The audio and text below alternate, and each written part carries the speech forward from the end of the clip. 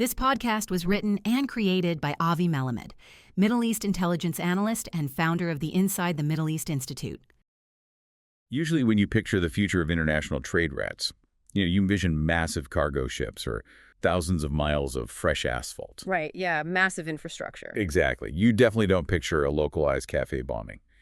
But right now, the viability of a multi-billion-dollar multinational economic strategy might actually hinge on those very small, highly volatile acts of violence. Yeah, it's a pretty stark contrast. It really is. So today, we're doing a professional deep dive into a geopolitical analysis by author Avi Melamed. We're looking at the recent terror attacks in Damascus under President Ahmed al-Shara's government. Basically, our mission is to figure out how two explosive devices managed to completely unravel a massive multinational economic strategy. Well, the chain reaction really starts with the immediate optics of these attacks. Avi Melamed begins his analysis by examining the two explosive devices that detonated right near the hotel hosting the French president during an official visit. Wow, right during the visit. Exactly. And this happened just days after a totally separate cafe bombing in Damascus that killed 6 people. The timing is clearly deliberate. Think of it in professional terms. It is the geopolitical equivalent of inviting a major investor to your facility to prove your operation is secure. And then, a catastrophic safety failure triggers the alarms right in the middle of the factory tour. That is exactly it. It creates a profound embarrassment for al-Sharaa on the international stage. But Avi Melamed argues this goes far beyond just diplomatic humiliation. Right, the economic side of things. Yeah, the real vulnerability here is Syria's economic rehabilitation. There are all these discussions right now about integrating Syria into a new regional trade corridor. And this is the one linking Southeast Asia to Europe, right? Right. Via the Arabian Peninsula. Yes, exactly. Yeah. And Avi Melamed explains why a shattered Syrian economy desperately needs this. Participating in a transit corridor of this scale offers a direct lifeline for economic recovery and, foreign investment. But let me challenge that sequence for a second. If a shattered economy is the root cause of the instability, shouldn't economic investment precede absolute security?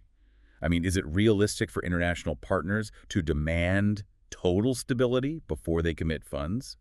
Sometimes capital is what buys the stability in the first place. Well, it is a logical argument, for sure, but Avi Melamed's assessment points out that for transnational trade routes, physical security is just the non-negotiable baseline. Because investors simply won't build railways or shipping depots if they think they'll get blown up. Exactly, by localized conflict.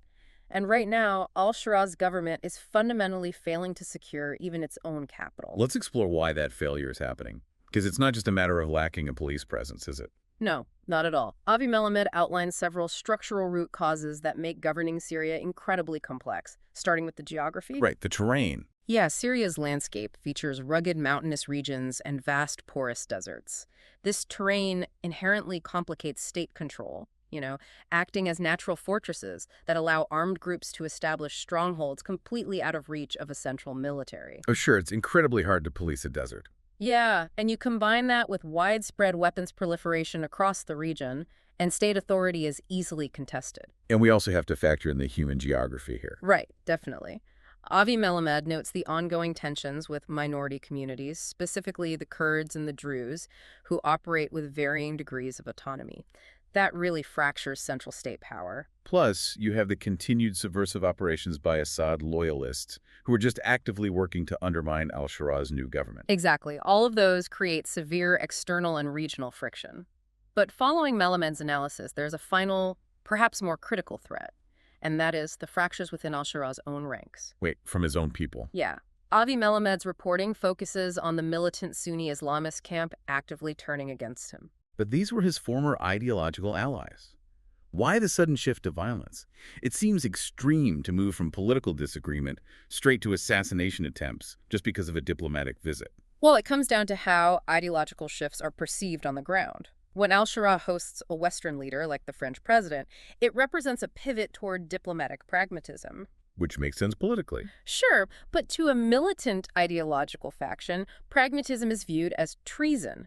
They see al-Sharaa abandoning the very foundation they fought for. Melamed notes this profound sense of betrayal has already culminated in reported assassination attempts against the president.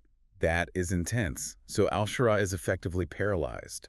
He's forced to battle his former ideological base on one front while simultaneously managing external subversive forces and autonomous factions on another. Basically, yes, it leaves the regime highly vulnerable. As Avi Melamed concludes, Syria possesses the exact geographic location needed to be a vital link in this emerging trade corridor. But until lasting security is established, that potential remains entirely theoretical. You simply can't lay down fresh asphalt while dodging explosive devices. It really forces you to consider a much broader dilemma. If diplomatic pragmatism invites assassination attempts from your former allies, while strict, unyielding ideology guarantees total economic isolation, is there actually a viable blueprint for survival for any transitional leader in a deeply fragmented state? This podcast is made possible by supporters like you. ITME is an independent, nonprofit institute committed to apolitical, intelligence-based Middle East education. To learn more or to support our work, visit our website www.insidethemiddle-east.com.